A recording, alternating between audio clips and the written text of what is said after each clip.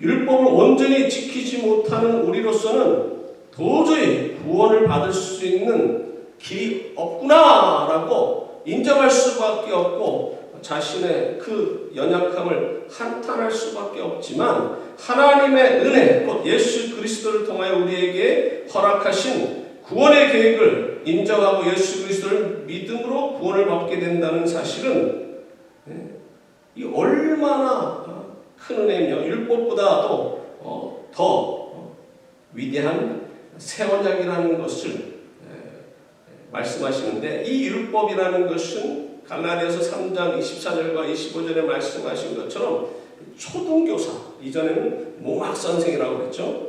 이같이 율법이 우리를 그리스도께로 인도하는 초등교사가 되어 우리로 하여금 믿음으로 말미암아 의롭다함을 얻게 함이라. 믿음이 온 후로는 우리가 초등교사, 몽학선생 아래에 있지 아니하도다. 이 율법은 구원을 얻을 자가 없지만 새 언약을 허락하신 하나님의 은혜는 12절의 말씀처럼 우리를 긍휼히 여기시어 우리의 죄를 다시 기억하지 아니할 것이라 약속하십니다. 그리고 모든 사람이 다 알게 된다는 거예요. 이전에는 몇몇 사람들 제한되어 있지만 모든 세상의 모든 사람들 그 누구도 피부색이 다르고 배경이 다르고 인종이 달라도 예수님을 구세주로만 영접하면 그분을 통해서 하나님을 알게 되고 하나님께 예배드릴 수 있는 은혜라는 것이죠. 이 약속은 더 좋은 언약의 중보자이신 예수 그리스도께서 우리를 위하여 십자가에 달려 돌아가심으로 누구든지 그분의 보혈이 우리의 죄를 다 사하신다는 사실을 믿기만 하면 우리의 죄가 다 용서, 다시 기억조차 않겠다 하나님께서 약속하신, 이것이 바로 은혜라는 겁니다. 과거 이스라엘 백성들은 율법으로 그 행위가 정죄함을 받아 죄를 범할 때마다 형벌을 받게 되어 있습니다. 그 형벌을 받기를 피하기 위해서 죄를 질 때마다 동물의 피로 하나님 앞에 죄를 사함받아야 됐고, 어떠한 죄 같은 경우는 아주 직결 심판을 당합니다. 돌로 쳐 죽임을 당했던 그 율법과 달리 이제는 우리의 새 언약으로 말미암아 하나님의 백성들은 율법이 우리를 정죄하지 못하고 우리를 직결 처형시키지 못할 뿐만 아니라 예수 그리스도로 말미암아 의롭다 하심을 받았다라고 로마서 8장 1절 2절에서 말씀하시듯이, 또 로마서 8장 15절에 말씀하시듯이 우리가 양자의 영을 받아 우리가 아빠 아버지라 부른다 말씀하십니다. 로마서 8장 1절 2절이 뭡니까? 이제 그리스도 예수 안에 있는 자에게는 결코 정죄함이 없나니 그리스도 예수 안에 있는 생명의 성령의 법이 죄와 사망의 법에서 너를 해방하였습니다. 그런데 우리가 참 은혜스러운 이 로마서 8장의 말씀들이 쫙 있는데요, 그 가운데서 우리가 지나치시면 안 될 말씀들이 있어요. 이 1장 2절과 15절 사이에 그 13절의 말씀, 너희가 육신대로 살면 반드시 죽을 것이로되 영으로서 몸의 행실을 죽이면 살리니. 이와 유사한 말씀이 로마서 6장 2절에도 말씀하십니다. 죄에 대하여 죽은 우리가 어찌 그 가운데 더 살리요. 우리는 더 이상 죄의 종이 아니라 의의 종이 되었다는 말씀입니다. 로마서 6장 17절부터 18절, 하나님께 감사하리로다. 너희가 본래 죄의 종이더니 너에게 전하여 준 바 교훈의 본을 마음으로 순종하여 죄로부터 해방되어 의에게 종이 되었느니라. 예수님께서도 유사한 말씀을 하셨습니다. 유사한 말씀을 예수님 말씀하셨다고 그러니까 안 된다. 예수님의 하신 말씀을 이 사도 바울이 유사하게 말한 것이 로마서입니다. 요한복음 8장 34절, 예수께서 대답하시되 진실로 진실로 너희에게 이르노니 죄를 범하는 자마다 죄의 종이라. 하나님의 은혜로 구원받은 우리는 우리의 옛사람을 예수 그리스도와 함께 십자가에 못 박았다 말씀하십니다. 로마서 6장 6절, 우리가 알거니와 우리의 옛사람이 예수와 함께 십자가에 못 박힌 것은 죄 몸이 죽어 다시는 우리가 죄에서 종노릇하지 아니하리니. 그리고 갈라디아서 2장 20절 여러분들이 잘 아시는 말씀, 내가 그리스도와 함께 십자가에 못 박혔나니 그런즉 이제는 내가 사는 것이 아니요 오직 내 안에 그리스도께서 사시는 것이라. 이제 내가 육체 가운데 사는 것은 나를 사랑하사 나를 위하여 자기 자신을 버리신 하나님의 아들을 믿는 믿음 안에서나 사는 것이라. 우리 옛사람은 십자가에 못 박혀 죄의 몸이 죽었기에 우리는 더 이상 죄에게 끌려다니면서 죄의 종으로 사는 것이 아니라 의의 종으로 예수 그리스도의 제자로 하나님의 자녀로 거룩하고 의롭게 살아가는 것이 마땅합니다. 세 번째, 우리와 다른 사람들을 비교하기를 원합니다. 이 세 번째 중에서 두 가지를 말하는데 10분도 안 걸렸던 것 같아요. 그러면 오늘 설교는 길어야 한 25분, 30분 되겠구나.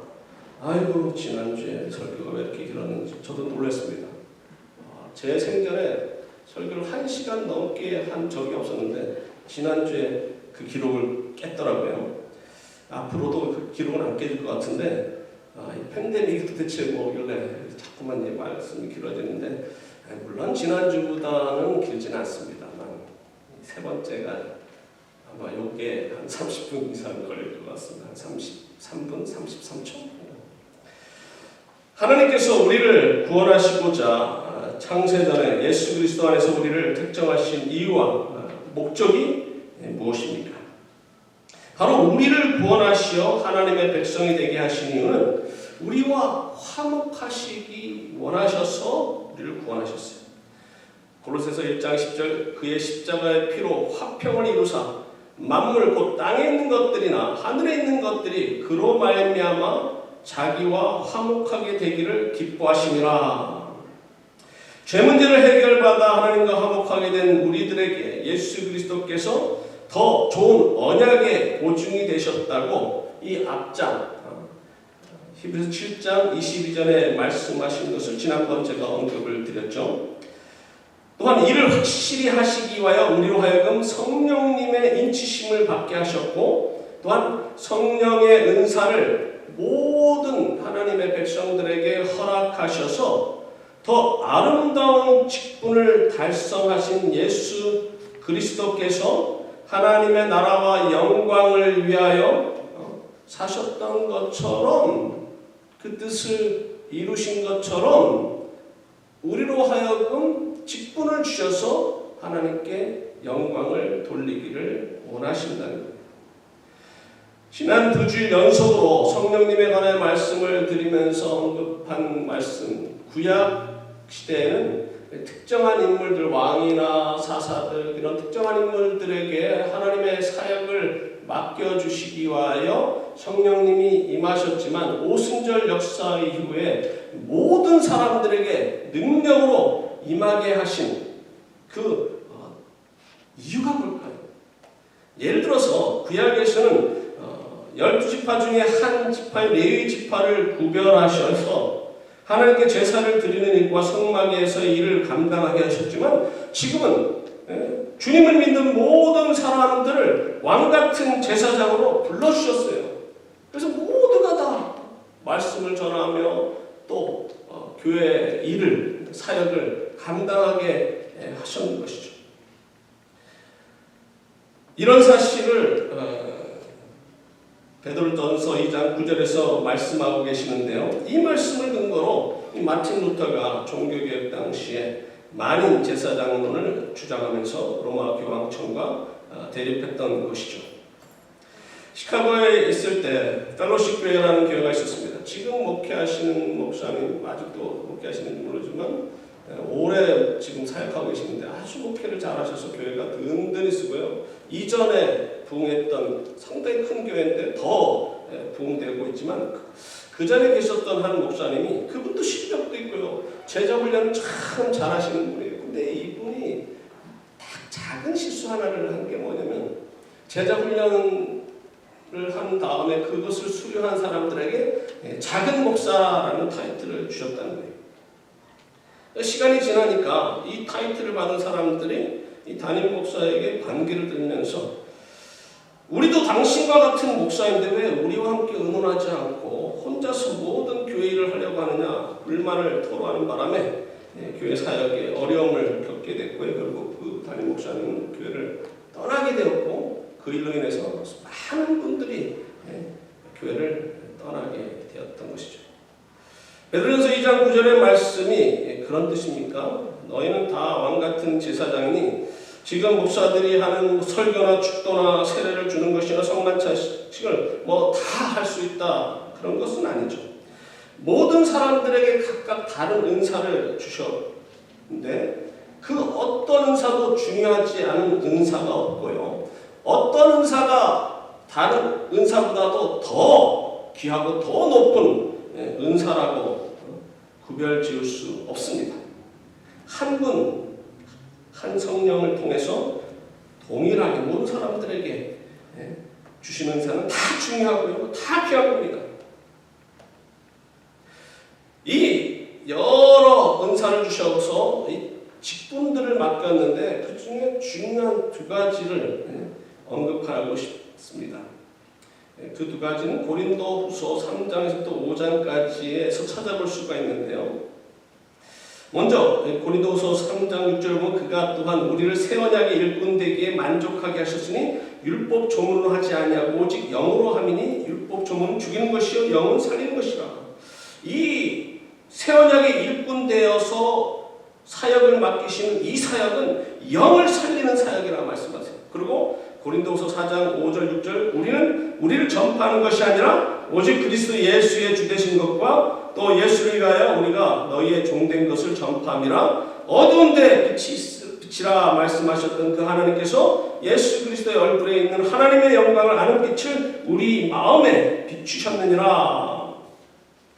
이 말씀, 빛을 비추다라는 말씀을 들으면서 여러분들 어떤 말씀이 떠오르십니까?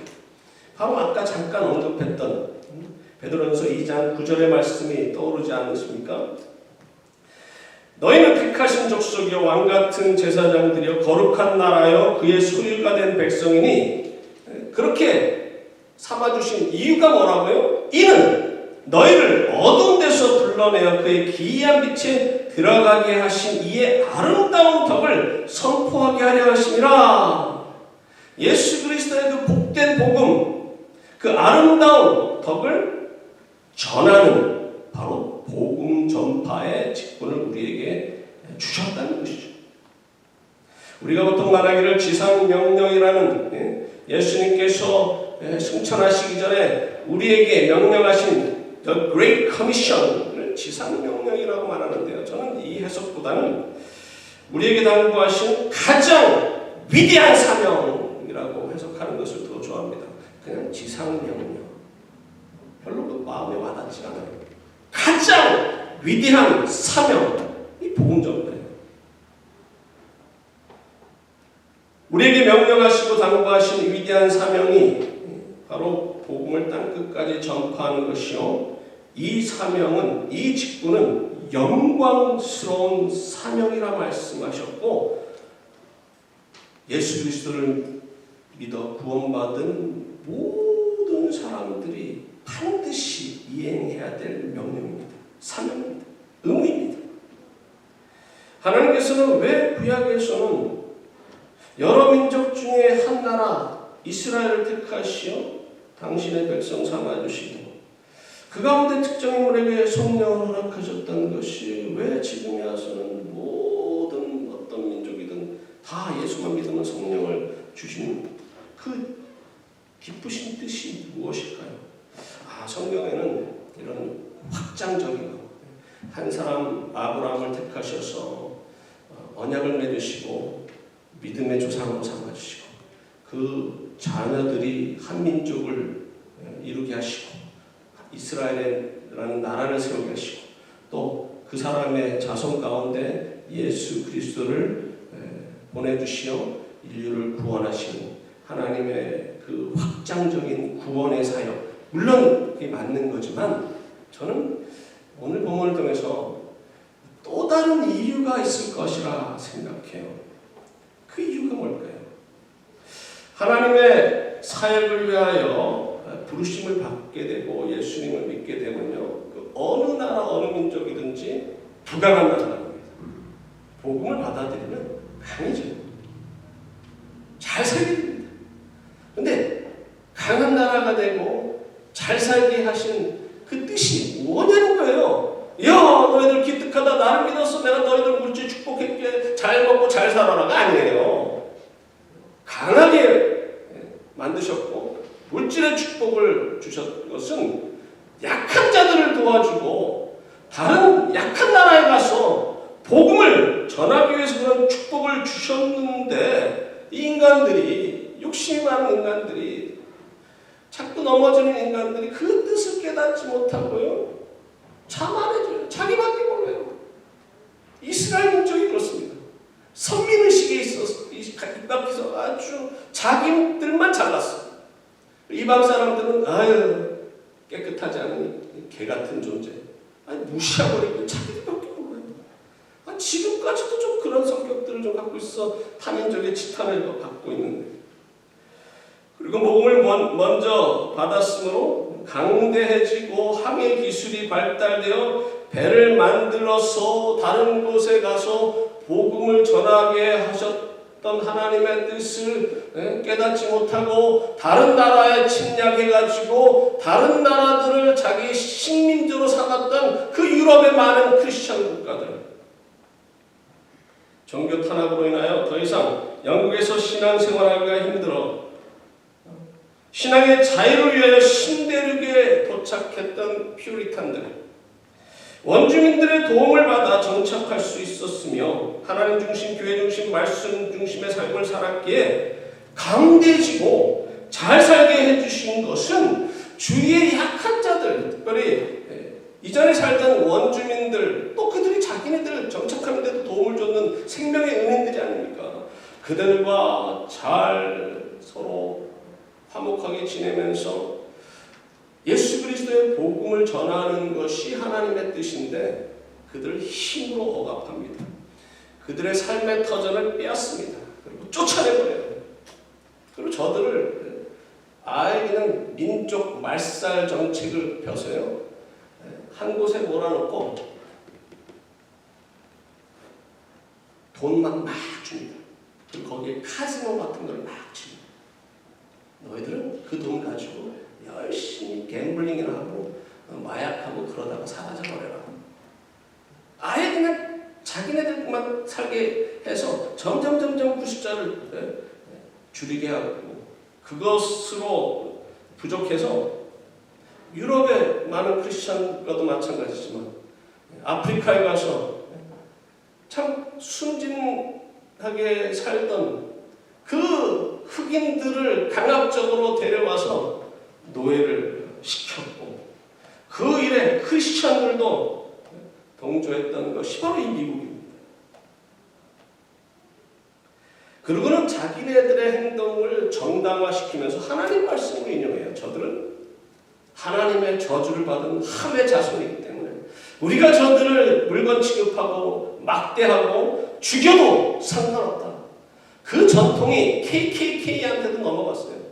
그들은 허연 두건을 쓰고 흑인들을 죽이고 박해하면서 총을 들고 예배당에 와서는 십자가 아래서 하나님께 예배드리고 찬양을 드렸던 저들, 백인 우월주의자들.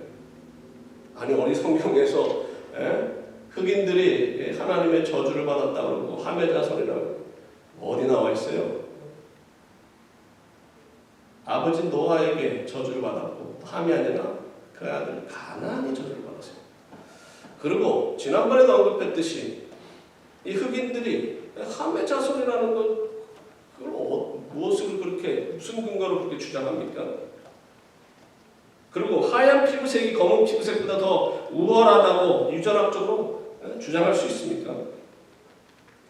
지난번에 노아의 아들들 관하여서 말씀하시면서 한 사람 밑에서 어떻게 흑인, 백인, 황인 이런 피부색 다른 새 아들이 태어날 수 있었는가?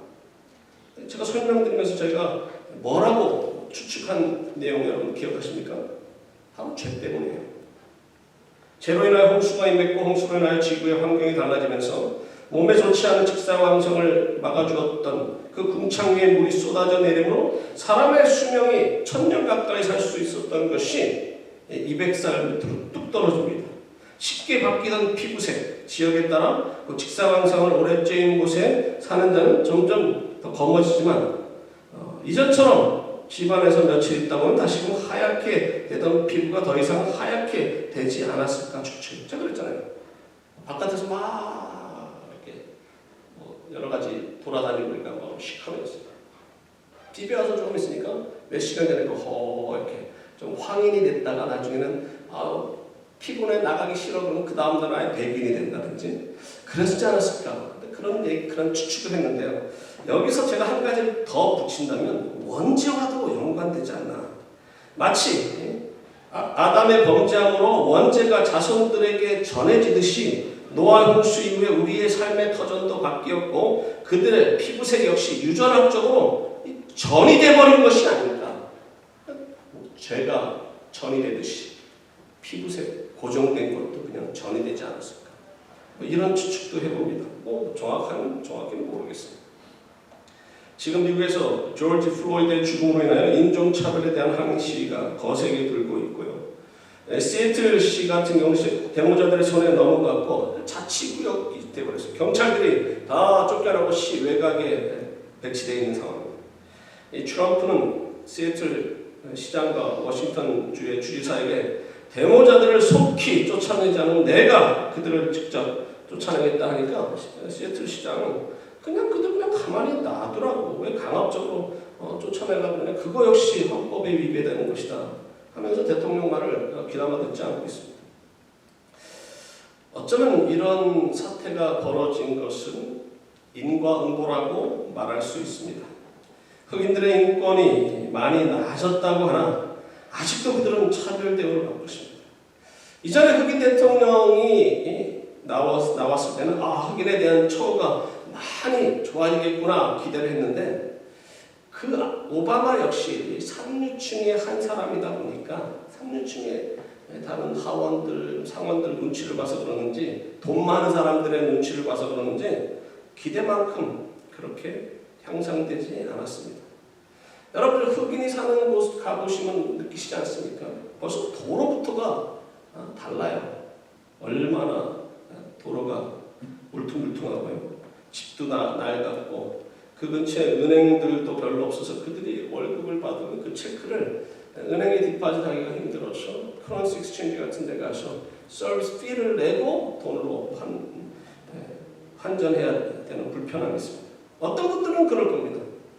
저들은 세금을 많이 내지 않으니까 그 사는 곳으로 개발할 예산도 없고 또 타산이 많지 않고 은행 강도가 너무 많다 보니까 그곳에 은행을 세우는 은행들이 없는 거 아니냐. 그러나 애당초 그들에게 그런 혜택을 주고 싶지 않아서라고 생각합니다. 백인들이나 타민족들이 자기 동네 흑인들이 이사와서 살면 그곳에 사는 것을 포기하고 다른 곳으로 피해 이사가 버린 겁니다. 그러니 세금이 점점 줄어드는 건 당연한 것이죠. 그런데 원인 분석을 거슬러 올라간다면요. 애당초 자기네들이 그 옛날에 그 흑인들한테 행했던 그 악행들을 사죄하는 그런 마음으로 이건 단순히 1, 2년 혜택을 주는 게 아니에요. 50년, 100년 동안 그 흑인들한테 아주 좋은 의료시설, 아주 훌륭한 의사들, 또 아주 훌륭한 교육시설, 아주 훌륭한 선생님들을 그곳에서 아이들을 가르치게 하고 그들을 교육시켰다면 50년, 100년이 지나고 나면 저들이 깨우쳐집니다. 지금처럼 남의 물건을 훔쳐도 양심의 거리낌 없고 그런 잘못된 그런 생각이 있을 수가 없게 되는 것이죠. 애당초 자기네들이 지은 죄에 대한 대가를 치르지 아니하고 차별했기 때문에 이런 일이 벌어진다고 생각합니다. 그러나 그런 가운데서도 이 약탈하며 폭행하는 저들의 행동은 이거는 지탄받아 마땅합니다. 정당화시킬 수가 없어요. 자기네들의 그 위치나 윈권을 주장할 근거가 약해지는 어리석은 행동입니다. 애꿎은 동상들이 이곳저곳에서 파손됩니다. 보스턴에 세워졌던 콜럼버스 동상의 목이 다 잘라졌고요. 버지니아주 리치몬드에 세워진 콜럼버스 동상 역시 시위대에 의해 훼손된 뒤 인근 호수에 버려졌으며 미국 남북전쟁 시절 흑인 노예 해방에 반대한 남북군 사령관이었던 로버트 리 장군의 기마상이 크레인에 의해 철거됐으며 남부연합군 윌리엄스 카트 위크럼 장군의 동상도 땅바닥에 놔두고 있습니다. 미국뿐만 아니라 영국에서 철칠 전 총리도 인종차별자라 해가지고 그 동상에 스프레이로 그냥 인종차별자라는 글이 있어요. 벨기에 브뤼셀에 있는 옛 국왕 레오폴드 2세는 콩고의 원주민들을 학살자라고 해서 그의 동상에 얼굴과 손 등에 붉은 페인트가 칠해져 있고 이런 동상들이 수많은 겪고 있어요. 그것이 다 오랜 역사를 보여주는 귀한 자산들 아닙니까? 그걸 왜 파손시킵니까? 데모를 하면서 왜 다른 사람들의 물건에 손을 댑니까? 이건 약탈하는 건 범죄고요. 다른 사람들한테 상처만 주는 거예요. 어제 저녁에 페이스북에 어떤 목사님이 올린 동영상에 새 흑인 여성들이 나오면서 막 울분을 토하는 그런 동영상이 있었습니다. 먼저 하는 흑인 여성이 파손된 가게 앞에서 너희들이 Black Lives Matter이라고 주장하는 건 다 거짓이다. 나도 흑인인데 내 목을 조르지 그러냐. 너희들이 내가 파트타임으로 일하는 내 가게에 너희들이 한 짓을 봐라. 너희들이 부수고 엉망으로 하는 것을 밤새도록 치웠지만 아직도 이거 보라고. 이 엉망을 보라고 소리쳤고요. 다른 흑인 여성이 다른 여자들 5명과 함께 엉망이 된 거리를 청소하고 있는데 그 데모하는 자들이 중에서 한 흑인이 자기네들한테 총을 겨눴다는 거예요. 울면서 경찰들도 우리 여자들 우리들한테 총을 겨누는데 니들이 Black Lives Matter이라고 주장하는 너희들이 어떻게 우리한테 총을 겨누냐면서 울면서 인터뷰를 해요. 마지막 한 나이 든 흑인 여성이 내가 그동안 필요한 것 이런 달러 스토어 가서 구입해야 되고 그것이 없으면 안 되는데 너희들 데모하는 애들 때문에 버스가 운행되지 않아서 내가 어떻게 내가 필요한 것을 구입하냐고 우는 그런 내용. 참 어리석은 자들 아닙니까? 이것만 봐도 폭력을 시하는 것은 결코 자신들의 인권을 위해 하등에 도움이 되지 않습니다.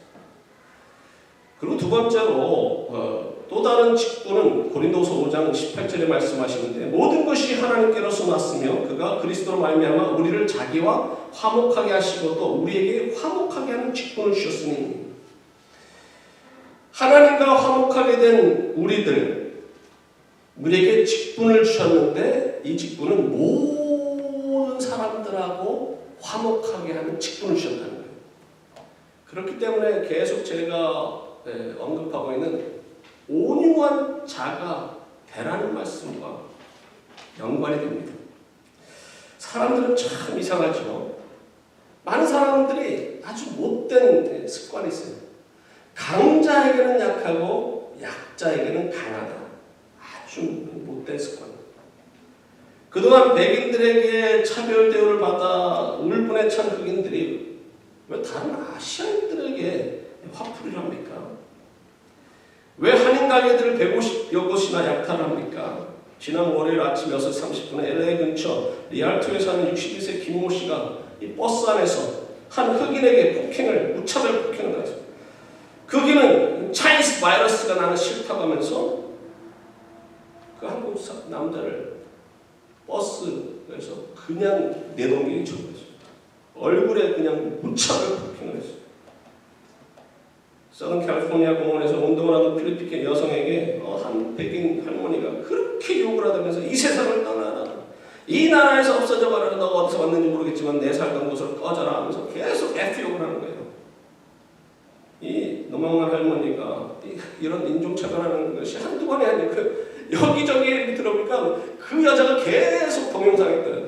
어느 남자가 아들하고 같이 다니는데 그 사람들한테도 소리치고 또 어떤 사람들은 어떤 동양인한테는 머리까지 잡고 막 흔들고 그랬대요. 야, 참. 지난 주일에 설교 중에 제가 은퇴 후에 한국에 가서 살 마음도 있다고 언급해드렸는데 요즘 일어나는 인종차별 사건들과 무관하지 않습니다. 얼마 전에 아내와 함께 이 파킹락에서 강아지 데리고 워크하는데 지나가던 차 하나가 가는 중이에요. 뭐 스탑했다는 얼굴도 봤을 텐데 얼굴도 보고 좀 창문을 열고 나한테 그냥 막 욕을 하고 지나갑니다. 전에 경험하지 못한 일들 우리가 지금 계속 겪고 있는데 여러분들도 코비드-19 때문에도 그렇지만 이런 일을 당하지 않도록 가능한 한 급한 일이 아니면 그냥 집에 계시는 게 좋습니다. 위에서 언급한 내용 곧 다른 사람보다 먼저 하나님을 믿었기에 축복을 받았으면 그 축복을 통해서 약한 자들을 돌보고 복음을 전하는 데 활용해야 된다고 말씀드렸는데 이 말씀에 유럽의 교회들이나 미국 교회들만 적용되는 말씀이 아니에요. 한국 교회도 마찬가지입니다. 미국에 있는 한인 교회들도 마찬가지예요. 한국의 하나님을 잘 믿어 나라가 정말 6.25 동란이 누가 얼마 전입니까? 근데 이렇게 잘 살게 됐어요. 그래서 동남아인들이 조선족들이 한국에 와서 막 일하고 돈 벌고 그럽니다. 그리고 한류풍 때문에 젊은 유럽 사람들이 와서 한국에 그렇게 가고 싶어요. 미국의 아내 동료 필리핀계 말레이시아계라고 하나 그 동료가 자기 딸이 한국에 한번 다녀오더니 그냥 매년 가고 싶대요. 너무 좋다는 거예요. 그런데 그렇게 동남아시아에서 혹은 중국에서 살다 온 조선족들에게 참 잘해주고 사랑을 베풀고 복음을 전하면 얼마나 좋을까요? 그런 교회들마다 그들을 위한 예배를 시작하는 교회들이 점점 많아지는 건 좋은 현상이지만 이 과거가 또 아직도 나아지지 않았어요. 그들을 학대합니다. 임금을 줘야 되는데 제때 주지도 않고요. 임금이 쌓였으면 이걸 주지 않으려고 이민국에다 고발해서 그들을 불법 체류자로 쫓아내는 그런 자들 가운데 크리스천들이 있다는 거예요. 위안부 피해자 할머니들을 이용해서 돈을 착취한 윤미향을 보십시오. 신학교 나와 전도사로 한국기독교 장로회 간사와 여신도회 전국연합회 간사로 사역했던 자인데 얼마나 뻔뻔한 자로 살아가고 있습니다. 그리고 오래전부터 미군과 결혼하여 난 호년아들에 대해서 얼마나 차별하고 무시했습니까? 아니 그들이 먹는 음식이에요. 튀기긴 뭘 튀겨요? 그들한테 튀기라고 하는구나 모르겠어요. 근데 사실 이 부분에서 저 역시 자유롭지 못하는 것이 제가 중학교 때 저 1년 후배 여자아이가 혼혈아가 있었어요. 백인과 혼혈아기 때문에 아버지가 미국 분이고 어머니가 한국 분이라서 키도 크고 아주 이쁩니다. 몸도 그렇게 유연한지 수련회도 갔는데 앞에서 앉아있는 모습이 희한했어요. 우리 보통 사람들이 할 수 있는 그 자세로 앉는 게 아니에요. 다리를 이렇게 놓고 보통 이렇게 앉잖아요. 양반다리. 걔는 다리가 이렇게 올라가요. 그냥. 그리고 또 이걸 또 이렇게 희한하게 앉는데 그 1시간 가까이 그렇게 앉아있어요. 그걸 보면서 내가 허리가 좀 나가거든요. 어떻게 저렇게 앉지? 저 역시 그 아이가 아주 활달적입니다. 여기 친구들 동기들하고 더 친해지려는 막 애쓰는 모습이 보여요. 근데 별로 애들이 그냥 가까이 대하지 않아요. 저 역시 걔한테 가까이서 말을 한국말도 잘하는데 영어관에서 영어 못해서 멀리하는 게 아니잖아요. 그런데 나 역시도 좀 가까이 하기가 좀 그러다 보니 몇 달 지나서 결국 교회를 떠나고 나오지 않았습니다. 한국의 한인 교회들은 어떻습니까? 흑인분들과 결혼하신 분들에게 얼마나 다정스럽게 대해주고 다른 사람들과 똑같이 친해지고자 노력하고 있는지 그리고 집사로 섬길 때는 열심히 사역하다가 장로만 되면 뭐 큰 벼슬아치가 된 것처럼 어깨에 힘을 주고 교회를 좌지우지하는 사람들, 그리고 다른 사람들에게 상처를 주고 결국에는 교회가 어려움을 겪게 되는 것이 주위에 많습니다. 뭐 저도 두 사역 중에서 한 번을 겪었으니 다른 사람들도 얼마나 많이 겪었을까요? 이건 잘못된 겁니다. 교회마다 직분자로 세우는 의미를 깨닫지 못하는 자들로 인하여 어려움을 겪고 있습니다. 하나님으로부터 영광스러운 직분을 받았으면 더욱 겸손하고 온유한 자세로 교회를 섬기고 성도들을 섬겨야 하는데 거꾸로 대단한 감투를 쓴 것처럼 사람들 위해 군림하고자 하고 자기가 아니면 교회 일에 제대로 되어지지 않는다고 착각에 빠지기 때문에 교회가 어려워요. 교회가 결국 나눠지고 맙니다. 저희 교회는 다행히 그런 건 없어서 다행이지만 앞으로 그런 저가 나오면 큰일 납니다. 결론을 말씀드리기에 앞서 하나님께서는 우리를 죄 가운데서 구원을 얻게 하시도록 더 좋은 언약의 중보자이신 예수 그리스도를 통해서 우리에게 허락하신 세 가지 직분을 다시 한번 언급하고 넘어갈까 합니다. 가만히 있어봐요. 지금까지 두 가지 직분을 말했는데 세 가지 직분이라뇨? 복음 전파와 모든 사람들과 화목하게 직분 두 개만 말씀하지 않았습니까? 라고 생각하는 분은 그래도 설교를 잘 들으신 분이에요. 세 가지가 아닌데?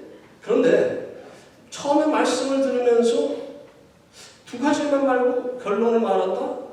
아니, 더 제일 중요한 직분을 왜 정 목사는 언급하지 않고 넘어가려고 그러지? 만약에 그런 생각, 주보 컨닝하지 않고 그런 생각을 한 사람이 있다면 그런 분들은요, 하던 일 멈춰요. 신학교 가셔야 돼요. 신학자가 되든지 목사가 되든지. 가장 중요한 직분. 제가 이거 세 가지 직분을 언급하지 않았어도 예수님께서 더 좋은 언약의 중보자라는 그 말씀 안에 있어요, 해답이. 그리고 그분이 중보자가 되셨다는 것은 우리가 하나님 존재에 나아가 예배드릴 수가 있고 기도할 수 있도록 하시는 것이고, 그리고 우리를 왕같은 제사장으로 삼아주셨다는 말씀에서도 우리가 해야 될 가장 중요한 직분을 암시하고 있습니다. 그 첫 번째 직분이 뭡니까?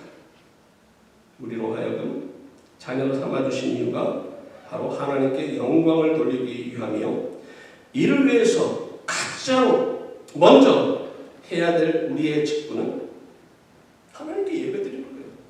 왕같은 제사장, 예수 그리스도의 피공로로 주의 전전에 나와서 혹은 팬데믹으로 인해서 집에서 하나님 전전에 나가서 예배드릴 수 있는, 이전의 구약에서는 제사장들만 했던 이 직분, 가장 영광스럽고 고귀한 직분이 하나님께 예배를 드리는 것이고, 그 다음에 복음 전파요, 그 다음에 화목하는 교제라는 거죠.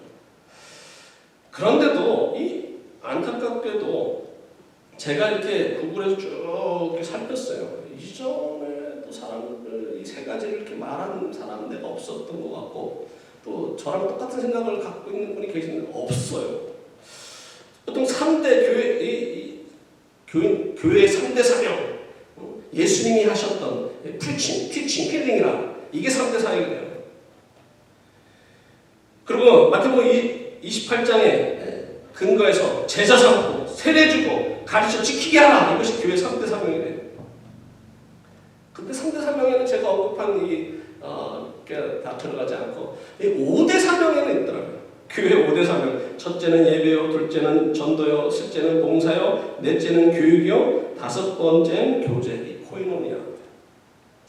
그리고 하이델베르그 요리문답 32번째 질문에서 당신은 왜 그리스도인이라 불립니까? 라는 질문에 예수님께서 세 가지 직분, 곧 선지자, 대제사장, 그 다음에 왕이라는 직분과 연결을 시켜서요, 우리의 사명도 이런 세 가지라는 거예요.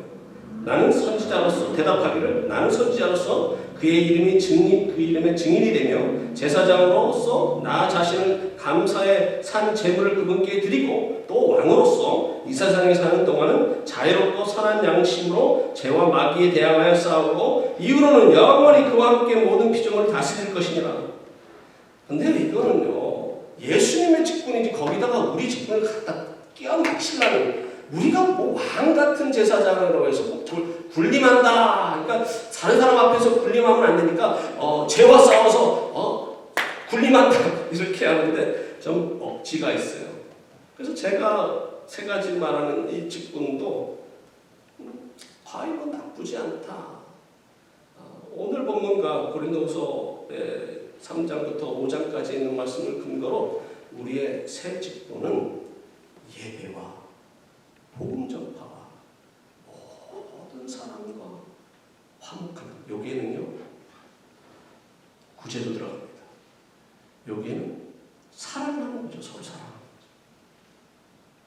말씀을 맺기를 원합니다. 하나님께서 우리를 구원하시고자 우리의 더 좋은 중보자라 독생자 예수 그리스도를 우리에게 보내주시어 그분이 십자가에서 보혈의 피를 흘리시어 우리의 죄를 사함받게 하셨고, 더 좋은 언약 곧 새 언약을 허락하시어 우리의 죄를 기억조차 아니하시겠다는 하나님의 은혜를 받은 우리들은 그 은혜, 그 놀라운 은혜를 더욱더 감사하며 승천하시면서 우리에게 당부하신 가장 위대한 사명인 복음 전파에 최선을 다할 뿐만 아니라 우리의 삶 자체가 예배가 돼요. 복음을 전하면서 또 예배가 되면서, 그리고 모든 사람과 화목하는 거예요. 하나님이 우리를 사랑하셔서 예수 그리스도를 보내주셔 하나님과 원수되었던 우리 사이를 화목하게 하셨어요. 그리고 우리에게 또 화목할 직분을 우리에게 허락하셨어요. 우리 남은 인생에 예배는 당연한 거예요. 근데 복음 전파가 좀 약해질 수 있어요. 우리가 선교지에 가서 복음을 전하거나 또 신학교 가서 교육을 받지 않는다면 그 제한이 있습니다. 그렇지만 만나는 사람마다 예수 그리스도를 전하면서 빛과 소금의 역할을 감당하고, 이 세 가지 중에 최소한 두 가지는 열심히 할 수 있지 않겠습니까? 예배와 화목입니다. 교제입니다. 요즘 팬데믹으로 우리가 서로 친교, 교제하는 것이 얼마나 참 귀하다는 걸 새삼 느끼지 않습니까? 남은 생에 하나님께 예배드리는 삶, 복음 전파하는 삶, 모든 사람과 화목하는 삶을 최선을 다하므로 주님 다시 오시는 날 주님 앞에 섰을 때 칭찬받으시고 영원한 하나님의 나라에서 큰 상급 받으시는 여러분과 제가 되기를 간절히 소망합니다. 같이 기도하시겠습니다. 고마우신 하나님 아버지, 은혜와 사랑을 감사드립니다. 우리를 죄 가운데 구원하신 그 목적은 하나님과 화목하게 하기 위함이요, 또한 하나님께 감사의 예배를 항상 드리기 위함이요, 또한 하나님과 화목한 자들은 또 모든 사람들과 화목한, 곧 하나님을 사랑하고 이웃을 사랑하는 일에 최선을 다함으로 믿는 사람들의 세상에 본이 됨으로 참으로 역사를 바꾸는, 지금까지 하나님을 잘 믿는다고 떠버렸던 이 유태인들이나 이 유럽의 교회들이나 이 미국의 교인들과 달리 참으로 하나님의 뜻을 이루는 마지막 때 칭찬받는 우리 한국의 많은 크리스천들 다 될 수 있도록 은혜 나려 주시옵소서. 감사드리고 예수님 이름으로 기도드립니다. 아멘. 다 같이 일어나셔서 찬송가 488장 같이 찬양하시겠습니다.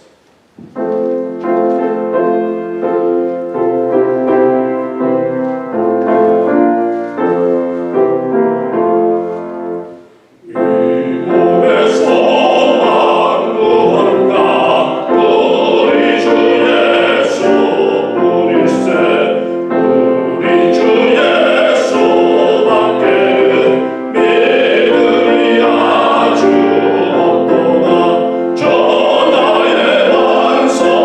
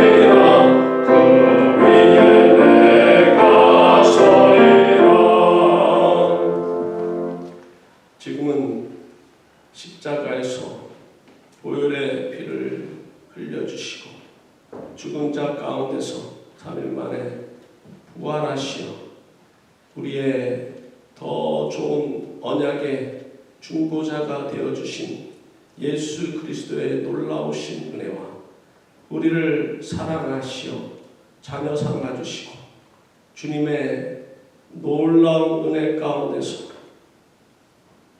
하나님과 화목할 뿐만 아니라 모든 사람과 화목하게 하는 직분을 허락해 주신 하나님의 극진하신 사랑과 성령님의 감화 감동으로 충만하시니 이후로의 삶 속에서 하나님께 예배하며 복음 전파하며 모든 사람과 화목하며 서로 사랑하는데 최선을 다하고자 하는 모든 하나님의 성도님들 머리머리 위에 지금으로부터 영원까지 항상 함께 하시기를 간절히 축원드려옵나이다.